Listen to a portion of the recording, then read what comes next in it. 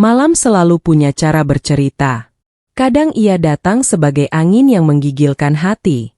Kadang sebagai pertemuan yang tidak pernah kita rencanakan. Dan kadang, ia membawa seseorang yang mampu mengubah seluruh arah hidup kita tanpa kita sadar.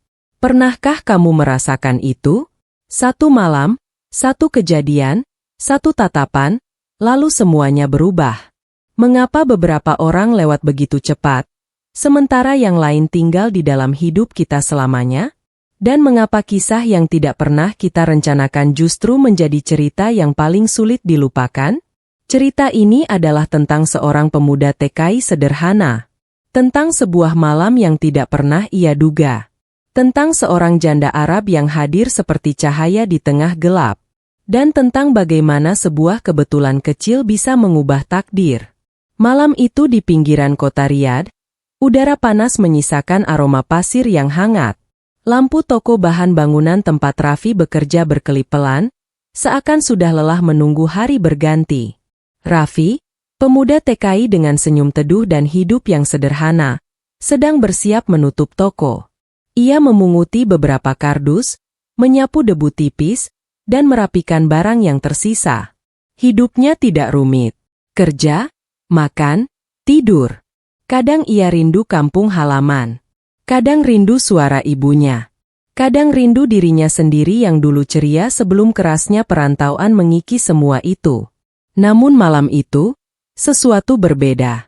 Di antara sepi dan lampu jalan yang redup, sebuah suara muncul. Lembut, hangat, namun asing. "Maaf, apakah toko ini masih buka?" Suara seorang wanita. Dan entah mengapa, suara itu membuat jantung Raffi berhenti sekejap. Ketika ia mendongak, ia melihatnya. Seorang wanita Arab. Wajahnya teduh, langkahnya tenang, namun auranya sensual dalam cara yang elegan.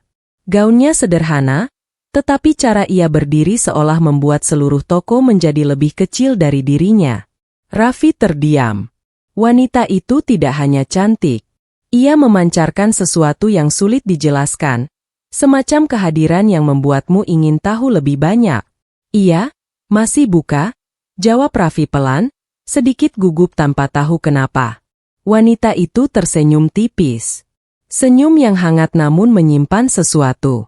Dan di detik itu, tanpa ia sadari, hidup Raffi mulai melangkah ke arah yang berbeda. Pertemuan pertama ini adalah awal dari segalanya. Malam berikutnya datang dengan sunyi yang sama, namun hati Raffi terasa berbeda. Ada sesuatu yang tinggal sejak pertemuan itu. Bukan sekadar rasa ingin tahu, tapi sesuatu yang lebih hangat, lebih diam, dan lebih sulit ia jelaskan kepada dirinya sendiri. Wanita itu kembali. Ia muncul ketika toko hampir tutup, langkahnya pelan, gaunnya berayun lembut mengikuti gerak tubuhnya. Seakan malam memanggilnya untuk datang pada waktu yang sama setiap hari. Raffi hampir menjatuhkan kotak kecil yang ia susun ketika mendengar pintu toko berbunyi. "Raffi, kamu masih bekerja jam segini?" Suaranya lembut, tapi kali ini terdengar lebih akrab. Raffi menelan ludah. "Ah, iya. Biasanya saya jaga sampai malam."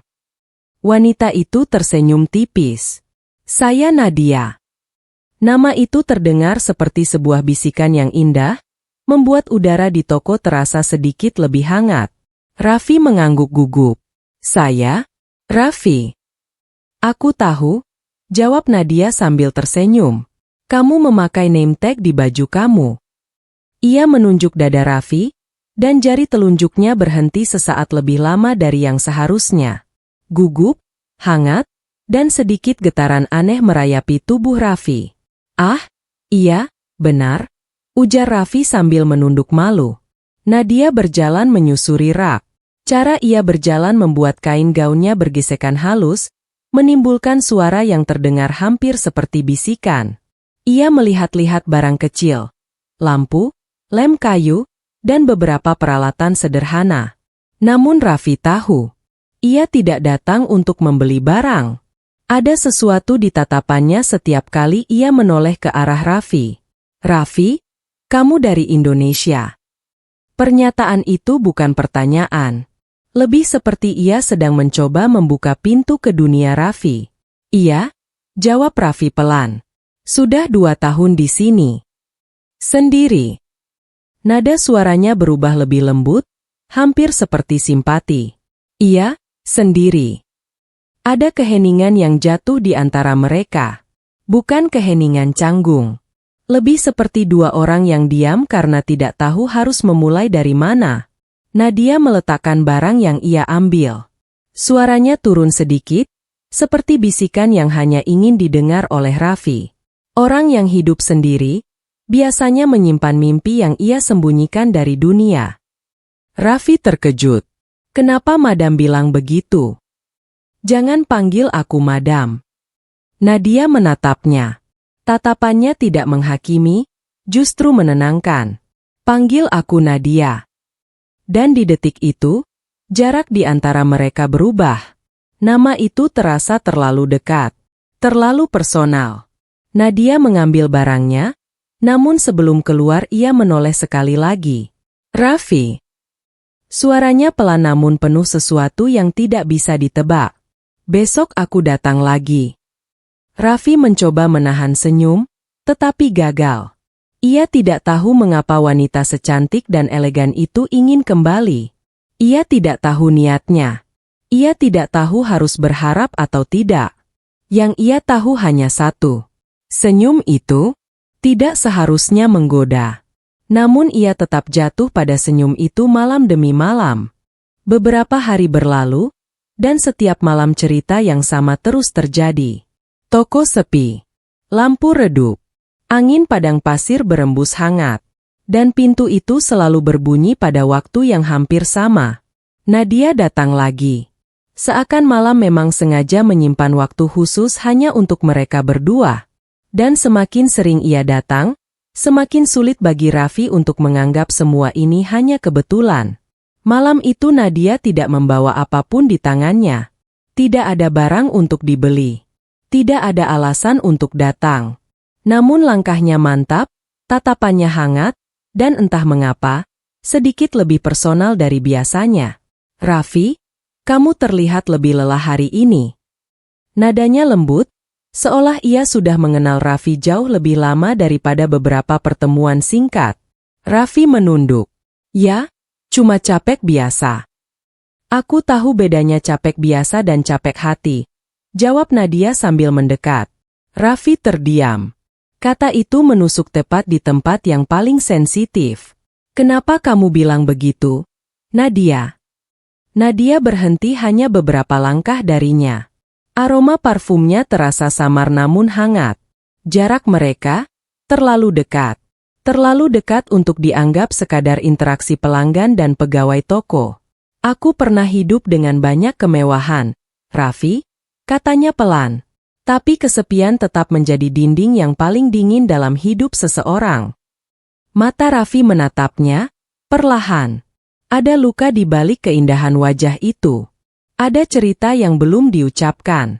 Aku sudah lama sendiri, lanjut Nadia. Aku tidak takut kesendirian, tapi aku takut tidak pernah merasa hidup lagi. Raffi baru ingin bicara ketika Nadia memotongnya. Kamu membuatku merasa hidup. Raffi terperanjat. Dadanya mengencang, seperti ada tali tak terlihat yang ditarik tiba-tiba. Nadia, aku cuma orang biasa. Aku tidak punya apa-apa. Aku tidak butuh apa-apa darimu, Raffi.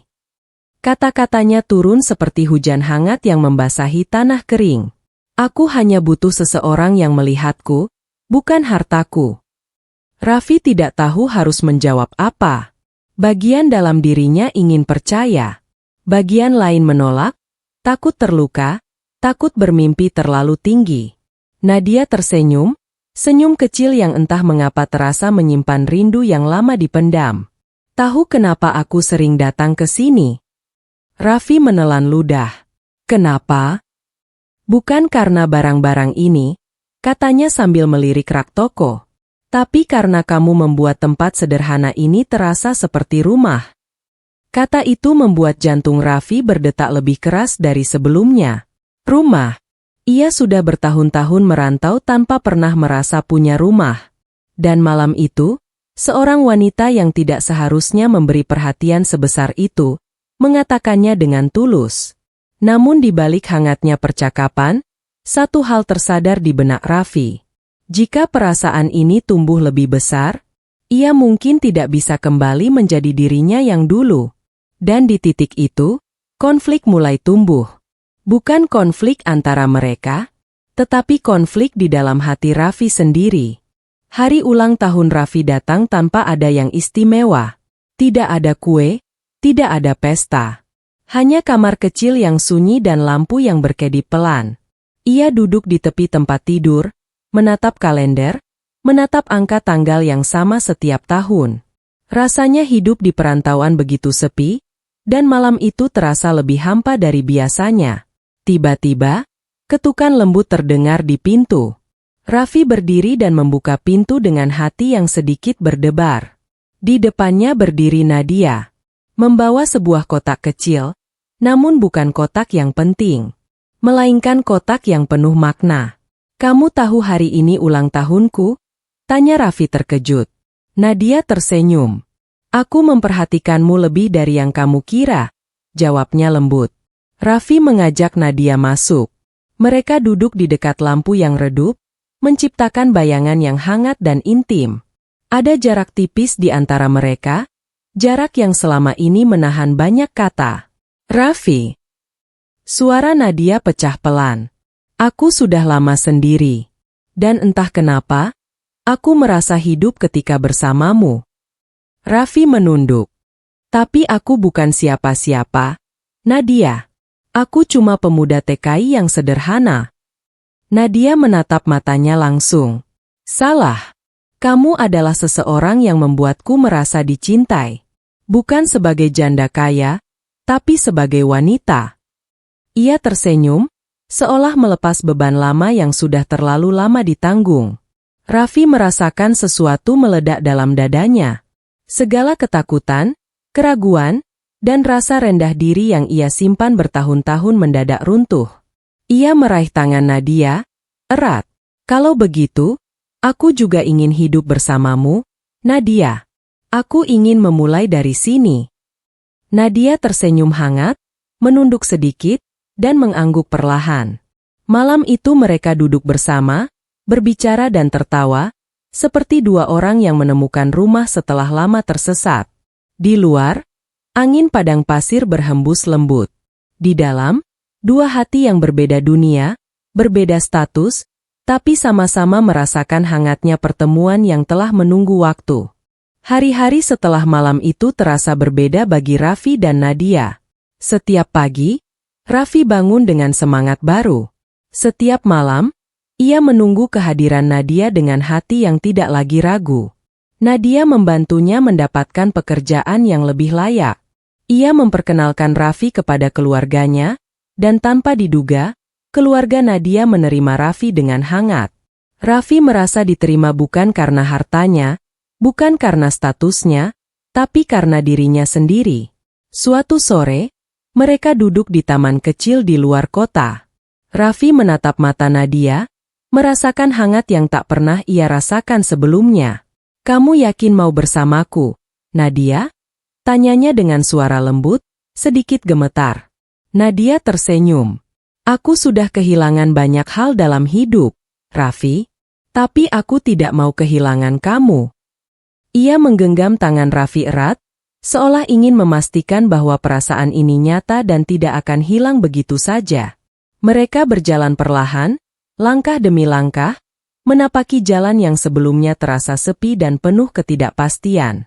Kini jalan itu dipenuhi kehangatan, harapan, dan rasa bahagia yang mereka pilih bersama. Pertemuan malam itu, yang awalnya tampak biasa, ternyata menjadi awal dari hidup baru bagi keduanya. Sebuah pertemuan yang mengajarkan bahwa kadang, takdir hadir dengan cara yang paling tak terduga. Setiap orang pasti pernah mengalami malam yang mengubah arah hidupnya. Kadang datang sebagai kebetulan, kadang sebagai jawaban doa yang lama tidak kita sadari. Jika kamu punya malam seperti itu, ceritakan di kolom komentar. Dan jangan lupa subscribe, agar kamu tidak melewatkan cerita-cerita hangat berikutnya dari Narasi Senja. Cerita selesai, tapi rasanya belum.